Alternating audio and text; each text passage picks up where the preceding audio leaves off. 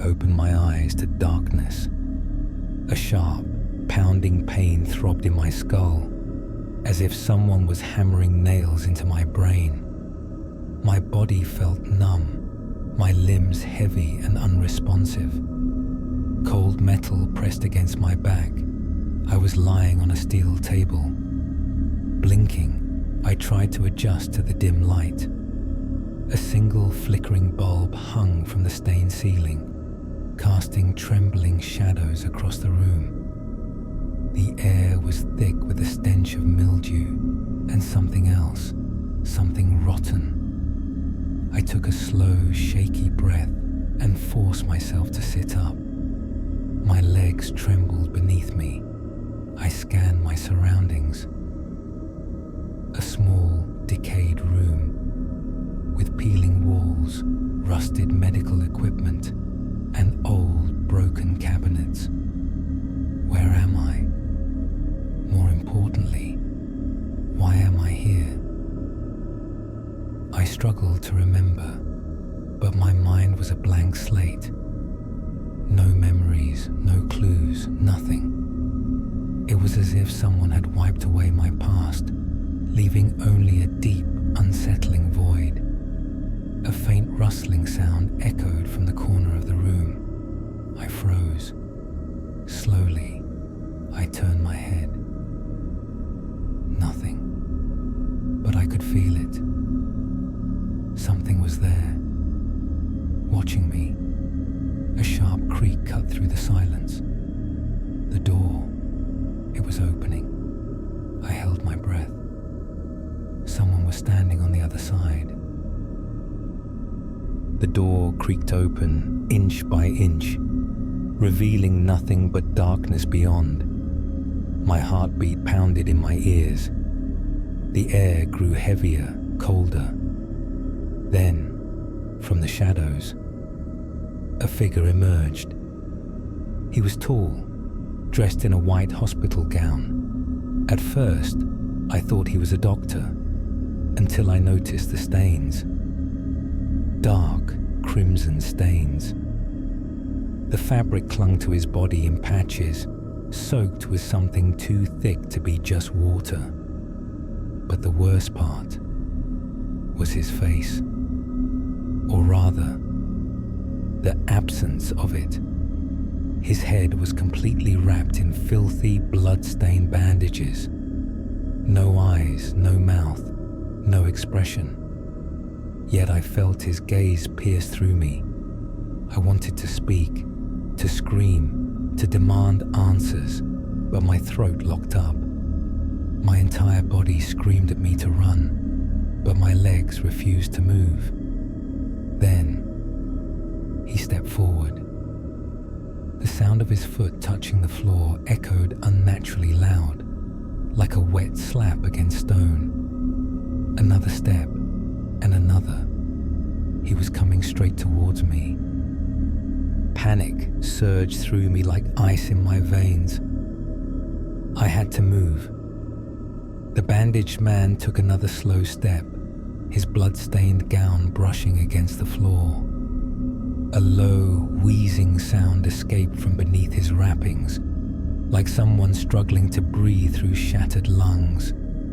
I forced my body to react. Run, my legs finally obeyed, and I bolted past him, shoving the door wide open. The moment I stepped outside, an overwhelming sense of dread washed over me. The hallway stretched endlessly. Dim, flickering lights barely illuminated the peeling wallpaper, the rusted IV stands, the shattered glass scattered across the floor. Old, decayed paintings lined the walls, portraits of doctors and nurses from another time. Their hollow eyes seemed to follow me. I ran. Behind me, footsteps. Slow, heavy, steady. He was following me. My breath came in ragged gasps as I sprinted down the corridor.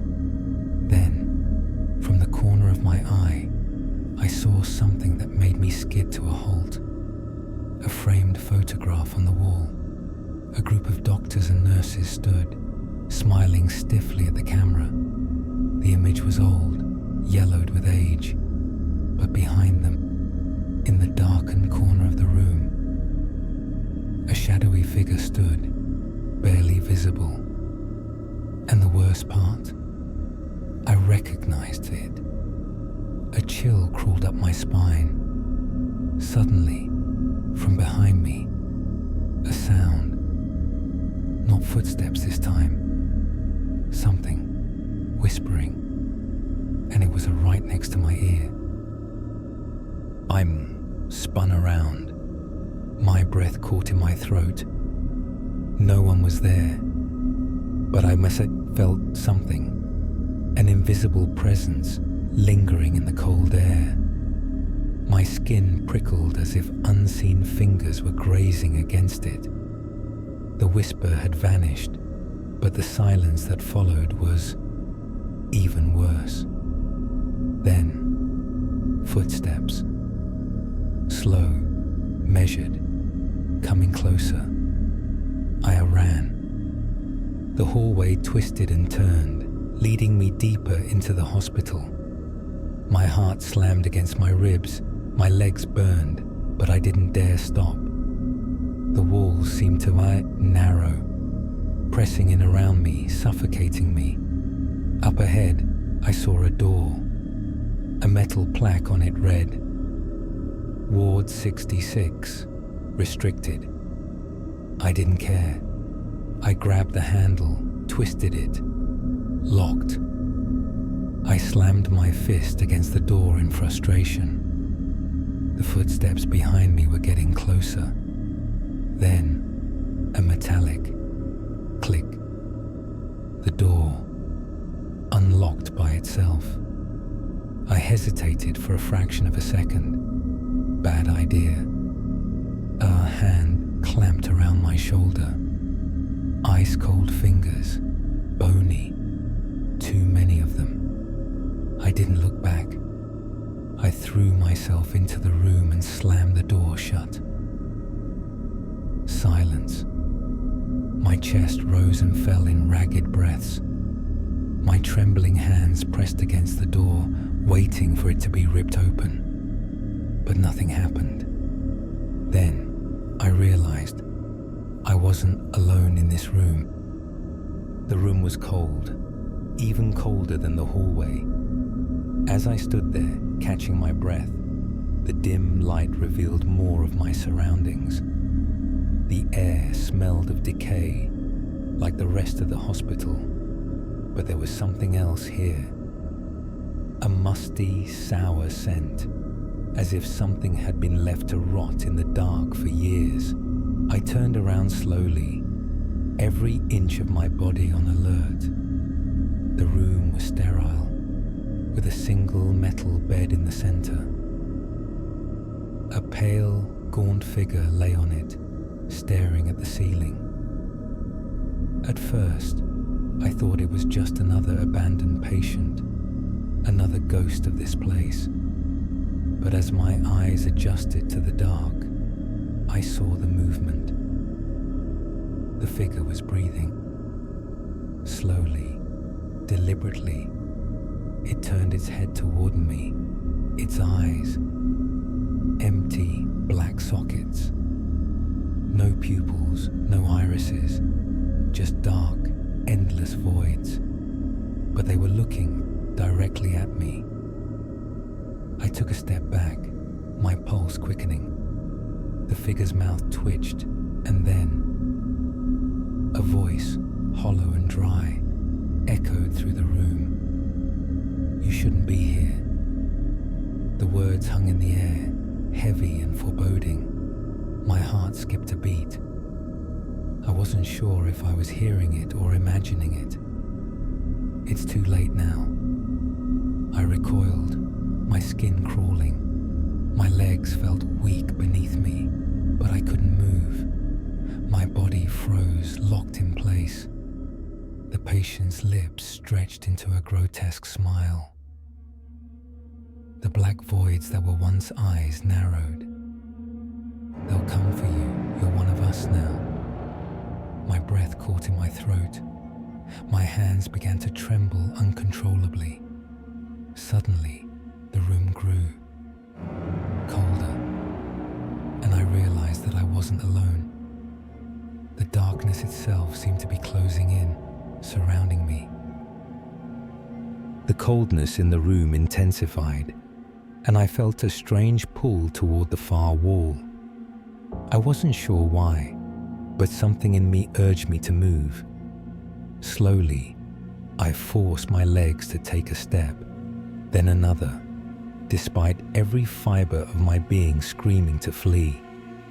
There, on the far side of the room, was an old, dusty mirror, hanging crookedly on the wall. Its glass was tarnished with age, but it was the only object that seemed somewhat out of place in the otherwise decrepit room. I approached it with hesitant steps, my hand outstretched. I didn't know why, but the mirror drew me in. As I stood in front of it, I couldn't help but look at my reflection. My face was pale, eyes wide with fear, and my hair matted to my skin. But something was wrong. Something was off. The reflection in the mirror wasn't me. It was a version of me, yes, but darker. The reflection seemed to stare back at me with a cold, knowing expression. And its eyes, they weren't mine. I blinked rapidly, trying to clear my vision. But when I opened my eyes again, the reflection didn't blink. It was watching me, no, waiting for me.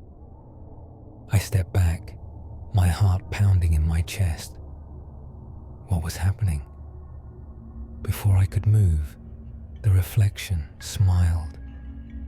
A slow, chilling smile that spread across its face like an unsettling mask. And then it moved.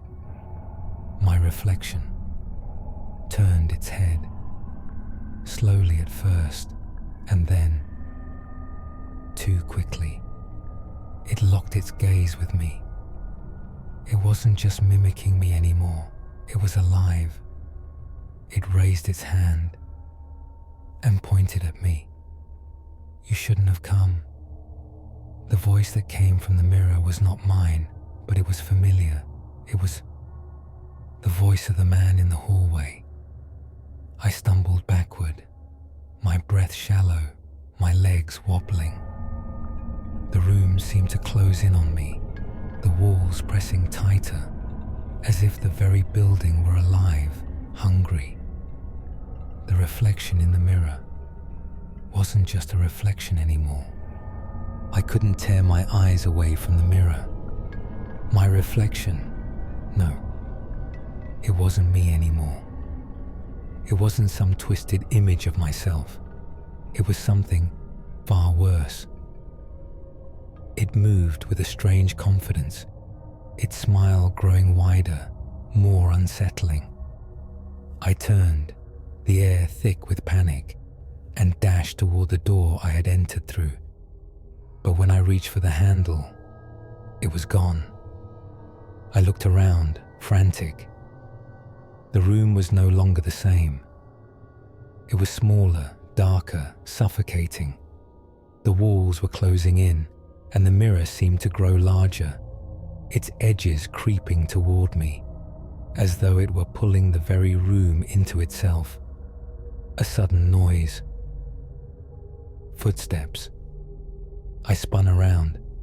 A group of figures stood in the doorway. They were dressed in white coats, their faces obscured by surgical masks. But what struck me the most, what made my blood run cold, was the way they moved. They didn't walk as people did.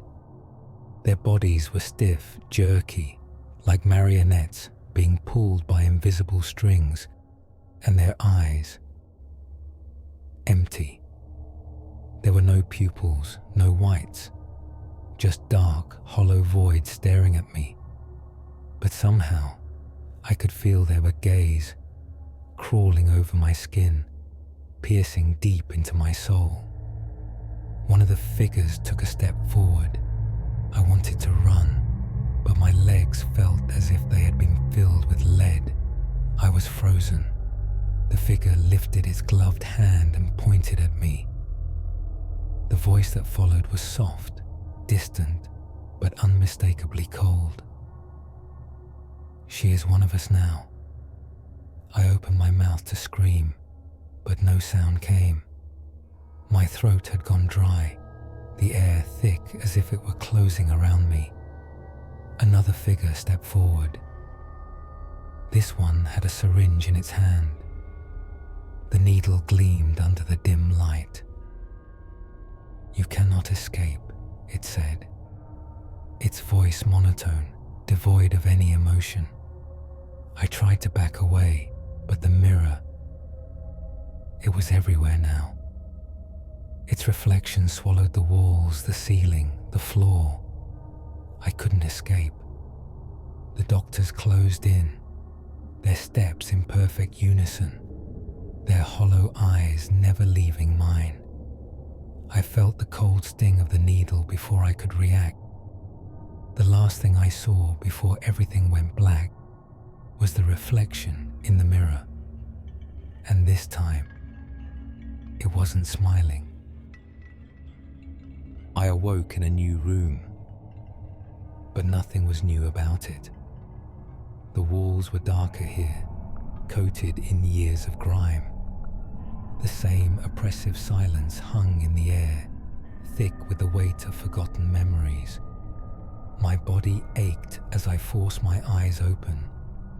My limbs were heavy, sluggish, as though I had been asleep for far too long. My skin felt unnaturally cold, almost like it wasn't my own. I sat up slowly, blinking against the dim light. The room was barren, save for a single, old chair in the corner. Its wood was warped, chipped, and splintered, and a thin layer of dust clung to it like a second skin.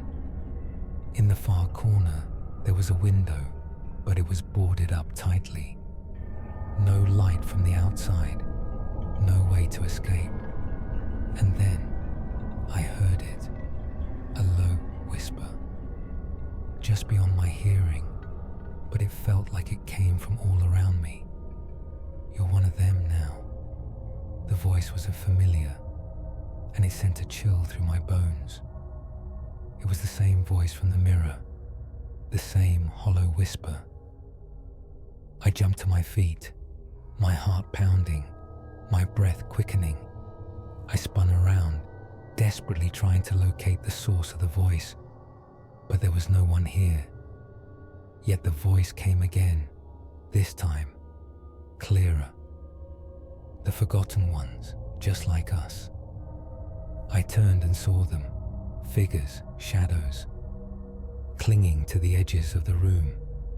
They were barely visible at first, mere shapes in the dark, but as I stared, they began to take form. Ghostly remnants of the hospital's past. Each one was a patient, or what was left of them. Their bodies were twisted, contorted, deformed by years of suffering and neglect. Some had no faces, only dark voids where their eyes should have been. Others were nothing but skin and bone, their flesh hanging from their skeletal frames like tattered rags. I couldn't scream, I couldn't move. The shadows surrounded me, pressing in from all sides, their distorted figures swaying and whispering. "Oh, you will never leave," one of them rasped. The voice sounded like it had been trapped in the depths of a well for centuries. "You are part of the curse now." I backed into the corner, my mind racing, desperate to find a way out. But it was useless. I was trapped. The darkness in the room felt alive, closing in, suffocating me. The shadows loomed, their hollow eyes watching me, waiting. I tried to scream again, but no sound escaped my mouth. The air had thickened around me, strangling any effort to break free. The whisper came again, this time louder. Closer. They were all forgotten, just like you. Suddenly, the shadows lunged forward. I couldn't move, I couldn't breathe, and just before the darkness overtook me completely, I caught one last glimpse. The reflection in the mirror. This time, it wasn't me. It was them. The darkness swallowed me whole. For a moment, everything was still, quiet. I felt as though I were floating in an abyss. No sound, no light, no air, just emptiness. The weight of it crushed me, pulling me deeper into the nothingness, until I couldn't remember if I had ever existed outside of this place. Then, the whisper returned. You never left. The voice was soft, but its power was overwhelming, reverberating through every fiber of my being. I tried to move, to escape, but my body felt like it belonged to someone else. Cold, numb, and unresponsive. I wasn't alone. I could feel them, their eyes on me. Hundreds of eyes. Somewhere in the dark, there was something watching, waiting. Suddenly, a flicker of light, a faint glow, pierced the darkness. It was a figure, standing at the far end of the room. It was tall, draped in shadows, its face obscured by a hood, but the outline was unmistakable. The man in white. The same figure I had seen earlier, the one whose eyes were wrapped in blood-stained bandages. He had never left. You shouldn't have come back. His voice was distorted, muffled by the darkness, but the words were unmistakable. I tried to scream, but no sound escaped my lips. I opened my mouth, desperate to break free, but all that came out was a low, guttural rasp. The man in white stepped closer. Behind him, I saw something moving. Shadows crawling across the walls, stretching out toward me. They had no form, no shape, only twisted, grotesque motions, like something that didn't belong in this world. But it wasn't the shadows that caught my attention. It was the eyes. Thousands of eyes staring at me from every corner of the room. They were the eyes of the forgotten patients, the ones who had once lived in this cursed ward. Their eyes followed my every movement, their hollow gaze drilling into me. Some of them still wore hospital gowns. Others were nothing more than fragments of their former selves, deformed, decayed, twisted by time and suffering, but none of them blinked. They're watching you now. The voice came from the shadows, closer now, almost in my ear. They won't let you leave. I could feel the weight of their eyes on me, suffocating me. The shadows pressed in, tighter and tighter, until I couldn't breathe. The darkness felt alive, hungry, waiting. I staggered back, trying to escape, but there was no escape. The room had no doors, no windows, no way out. I was trapped, surrounded by the twisted figures of the past. And then, just as the shadows began to engulf me, I saw it. The mirror. It was standing against the wall, its surface reflecting the darkness around me. But as I stared into it, I saw something that made my blood freeze. The reflection was mine, but not the way it should have been. It was twisted, grotesque, covered in the same bloodstains and shadows as the others. The eyes were empty, nothing but black voids. And the smile, it wasn't mine. It was something else. I tried to look away, but the reflection held me captive. I couldn't move, couldn't escape the pull of its gaze. The whispers came again, this time louder, more urgent. You belong here now. And as the darkness closed in, I understood. There was no escape. There had never been. The darkness closed in around me, thick and suffocating. Its cold fingers curling into my skin, dragging me down. My breath came in short gasps, the weight of it all pressing in, forcing my chest to tighten, my limbs to freeze. The whispering voices grew louder, more frantic, filling my head with a cacophony of warnings, of curses. You will never leave. You belong to them now. The shadowy figures shifted in the corners of my vision, their empty eyes still following my every movement, their cold, twisted smiles never faltering. I could hear their low murmurs, their breath, like wind through the trees, rustling and soft. But each whisper carried the weight of eternity. My body trembled, paralyzed by the oppressive presence of the room, the suffocating grip of the hospital that had once been a place of healing. Then, a voice, a familiar voice, cut through the static of my thoughts. It's too late to escape. I whipped around, my heart skipping a beat. The man in white was standing before me now, his face still wrapped in blood-stained bandages, but his body was different. The air around him seemed to distort, as if his very presence was pulling the reality around him into something darker, something wrong. I tried to move, to step back, but my body refused to obey. My legs were like stone, rooted to the ground, unable to escape. The man's voice came again, low and menacing.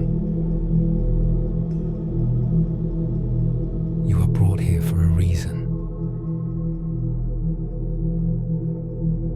His hand reached out, and as it brushed past me, I felt a chill like I had never known. It was as if his touch was pulling the life from my very soul, draining me of everything I had once been.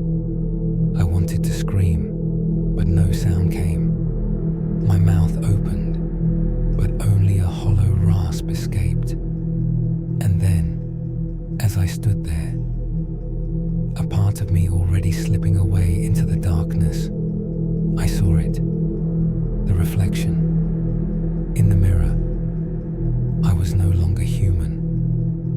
My face was twisted, deformed, just like the others. My skin was pale, sickly, stretched tight over bone, and my eyes, those hollow, empty eyes, stared back at me. There was no recognition, no trace of the person I once was. I was one of them. The man in white stepped forward, his expression unreadable behind the bandages. A slow smile spread across his lips. Welcome to your new home. In that moment, the shadows rushed forward, engulfing me, pulling me into the depths. I felt my body dissolve, my sense of self unraveling. The last thing I saw before the darkness took me completely was the reflection of those eyes in the mirror. Not my own. And as I faded into nothingness, the final whisper came, soft and cold.